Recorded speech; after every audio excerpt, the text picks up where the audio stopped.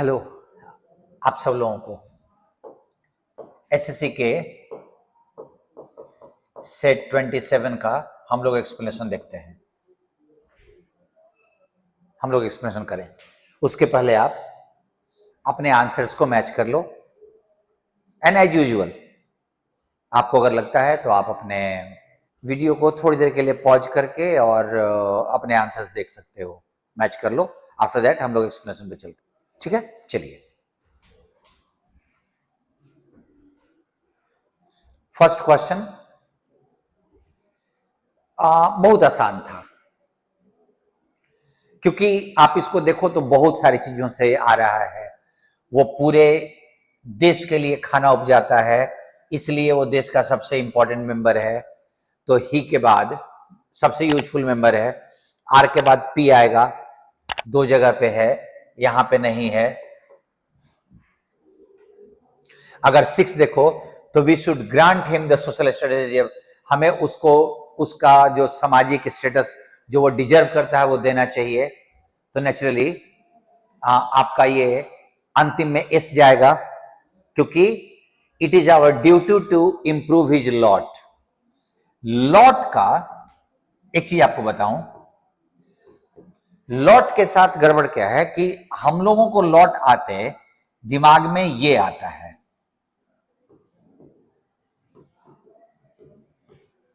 इसका मतलब मेनी या मच हो सकता है, मेनी या मच। बट जब ये फ्रेज न रहे तो लॉट का मतलब कंडीशन होता है।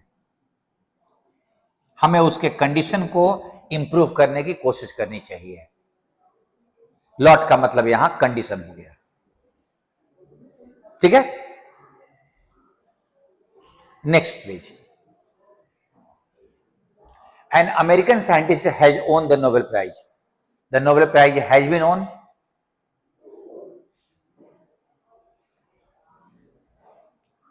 नोबेल प्राइज फॉर फिजिक्स दिया हुआ है। सो नेक्स्ट क्वेश्चन, ये आपको आइडिया होगा। इफ आई वॉज ही नहीं, इफ आई वेयर ही, पास्ट इमेजिनरी सेंटेंस जहां पे आप कल्पना करते हो। If I were the king I would help the poor. So was की जगह पे वेयर का इस्तेमाल होगा। ये बहुत घिसा पिटा रूल है, बहुत दिनों से आप लोग पढ़ते आ रहे होंगे। Science regarding principles of classification, वर्गीकरण के साइंस को क्या बोलते हैं? टैक्सोनॉमी बोलते हैं, क्योंकि टॉक्सिकोलॉजी टॉक्सिक से बना हुआ है। जहर के अध्ययन को टॉक्सिकोलॉजी। टैक्सीडर्मी, ये डर्मी मतलब स्किन होता है, मरे हुए जानवर के चमड़े में कुछ चीजें भर के उसको जिंदा टाइप का बनाने को, जिनकी दिखाई पड़े, जैसे शेर का, हिरण का जो मूर्ति लगा रहता है ड्राइंग रूम में, उसके चमड़े में कुछ हमने भर दिया, उसको हम लोग टैक्सीडर्मी बोलते हैं। एंड क्लासिकोलॉजी, क्लासिकल स्टडीज की पढ़ाई को बोलते हैं। प्राचीन शास्त्रों के अध्ययन को क्लासिकोलॉजी कहा जाता है। Next page. वेटेरिनेरियन का तुमसे मतलब जानवरों का जो डॉक्टर होता है उसका तुमसे, और उसका स्पेलिंग होता है वेटेरिनेरियन। इसी से वेटनरी बना है। Veterinary doctor is equal to veterinarian. Next, अभी तुम्हारे पास telling someone something that you admire about them can be called an act of kindness. इसको हम लोग दया का काम बता सकते हैं। It takes almost no dash, इसमें तुम्हारा कोई मेहनत नहीं लगता। तो जरा देखो कि वर्क नहीं लगता, अटेम्प्ट नहीं लगता या एफर्ट नहीं लगता, तुम्हें कुछ ज्यादा प्रयास नहीं करना पड़ता, yet it pays enormous dividends, लेकिन इसका बहुत लाभ मिलता है। Many people dash their entire life, अब चूंकि यहां पे एक ही वर्ब का 5-4 फॉर्म दिया हुआ है, और तो ये एक जनरल कंडीशन है, अपनी पूरी जिंदगी बिता देते हैं। सो आपका सिंपल सा बहुत सारे लोग अपनी पूरी जिंदगी बिता देते हैं wishing that others would dash them, admire वाला कि दूसरे उनकी प्रशंसा करेंगे।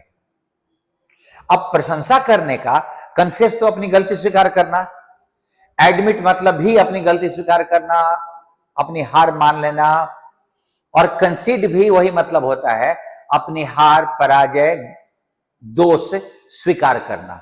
इन तीनों का मतलब होता है हार, पराजय या दोष स्वीकार करना।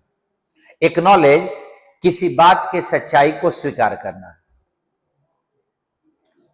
किसी को महत्व, किसी के महत्व को एक्सेप्ट करना, तो वही एक्नॉलेज चला जाएगा एडमायर वाले मीनिंग में कि लोग उनको एक्नॉलेज करेंगे। Expectations are more from family and friends dash even compliments from strangers feel good if they are genuine. Compliment मतलब प्रशंसा होता है, अगर आप अजनबियों से भी प्रशंसा मिलना अच्छा लगता है अगर वो जेन्युइन तरीके से किया जाए तो। अब चूंकि तुमको यहां पे बट का मीनिंग चाहिए और बट का मीनिंग यहीं पे है, एंड नहीं डालेगा, एंड नहीं, अनलेस का मतलब होता है कि इफ लगा के आगे में नॉन निगेटिव बनाना होगा। तुम्हारे को बट का मीनिंग चाहिए, बट तुम पढ़ के देखो अगर अच्छा लग रहा है तो हाउएवर का मतलब बट ही होता है, ये आप ध्यान रखिएगा। Next please, miniature. मिनिएचर का अपोजिट चाहिए तो मिनिएचर का अपोजिट लार्ज हो जाएगा, बड़ा, स्मॉल उसका सिनोनिम हो गया। The dash of the middle school, तो प्रिंसिपल चाहिए ना, और वो प्रिंसिपल ये वाला प्रिंसिपल है, ये प्रिंसिपल सिद्धांत वाला है।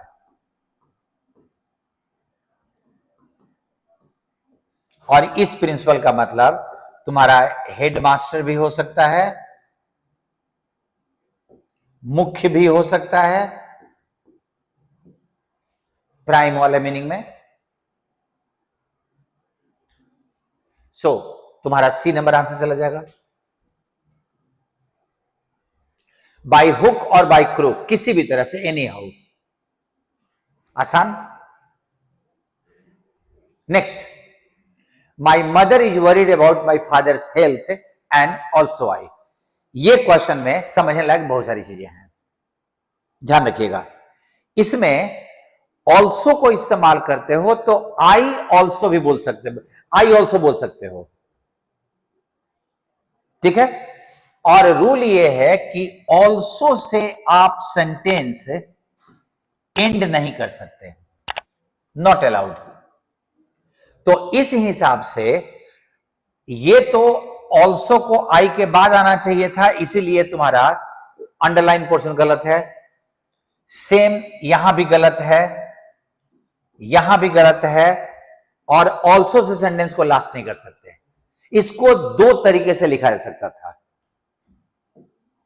अगर लास्ट में लिखना है तो ऑल्सो की जगह पे उसी का सिनोनिम टू लिखना होगा, आई टू,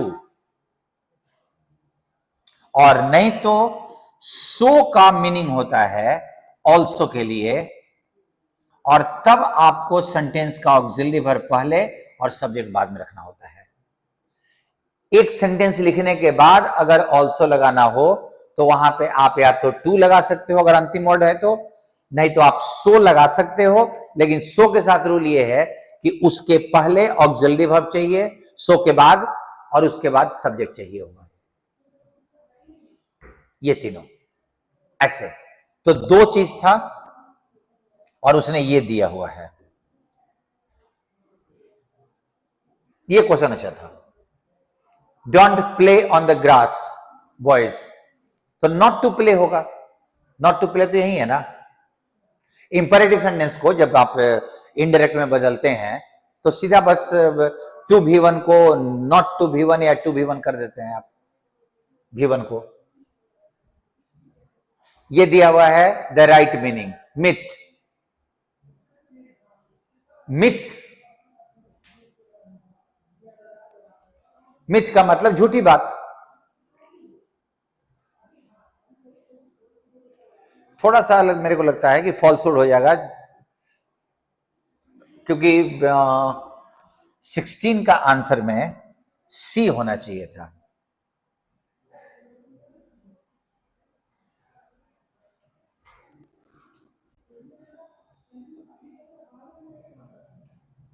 सॉरी,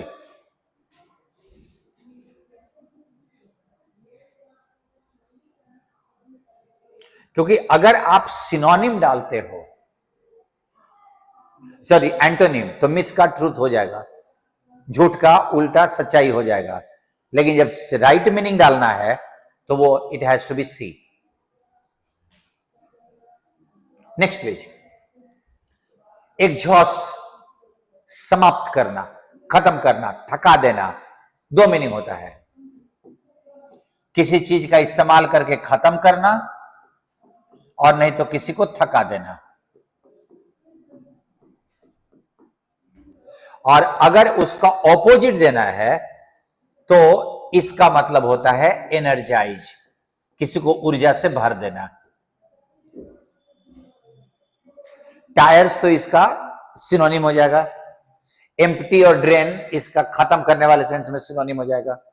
और एंटोनिम देना है तो थकाने वाले का उल्टा ऊर्जावान बना देना।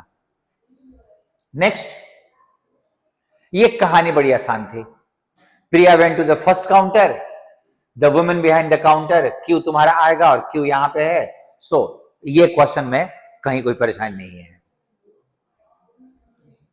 The teacher advise to the students, sorry advise him, advise transitive verb है, एक्टिव में उसके बाद कोई प्रीपोजिशन नहीं लगता। I advise you, I advised him, to नहीं लगेगा। Next, with the changing time most of the students have become business like, अधिकतर स्टूडेंट्स बिजनेस की तरह, मतलब जब बिजनेसमैन की तरह हो गए हैं। they are dash and want to take only those courses which they find rewarding, वो वही कोर्स चुनते हैं जो कि उनको लगता है कि इससे हमको लाभ होगा, सीखने के लिए नहीं, लाभ के लिए। अब दे आर व्हाट, आइडियलिस्टिक, आदर्शवादी। आदर्शवादी आदमी अगर स्टूडेंट होगा तो वो सीखने को सबसे ज्यादा महत्व देगा। इंथुजियास्टिक, उत्साही होगा तो कोई भी काम करने में उत्साह बढ़ा है। प्रैग्मेटिक होता है प्रैक्टिकल, जो व्यवहारिक चीज, किसी भी चीज को व्यवहारिक रूप से देखे, व्यवहारिक रूप से देखे, और वो प्रैग्मेटिक है तुम्हारा। वो प्रैग्मेटिक हो गए हैं, प्रैक्टिकल हो गए हैं, और वही चीज चुनते हैं जो उनके लिए रिवार्डिंग हो, लाभ देने वाला हो। Teacher took him to task,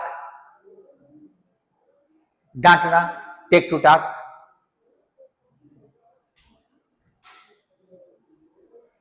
now ये क्वेश्चन फिर सेंटेंस अरेंजमेंट का अच्छा था। अब ये पहले वाले में,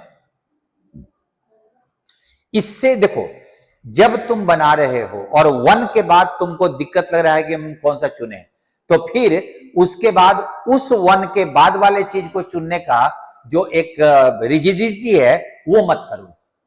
वो रिजिडिटी मत करो कि हम वन के बाद वाले को ही चुनेंगे।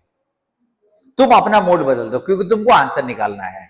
वन के बाद दिक्कत हो रही है तो फिर तुम कुछ और तरीके से सोचो। और अगर तुम सोचो कि मैं ये लूं इन दिस सेंस, इस अर्थ में कंप्यूटर आधे जिंदा माने जा सकते हैं, इस अर्थ में उनको हम आधा जिंदा मान सकते हैं। तो तुम 6 के पहले क्या रखोगे जरा सोचो तो, किस अर्थ में उनको हम आधा जिंदा मान सकते हैं? वो तो ऐसी होगा ना।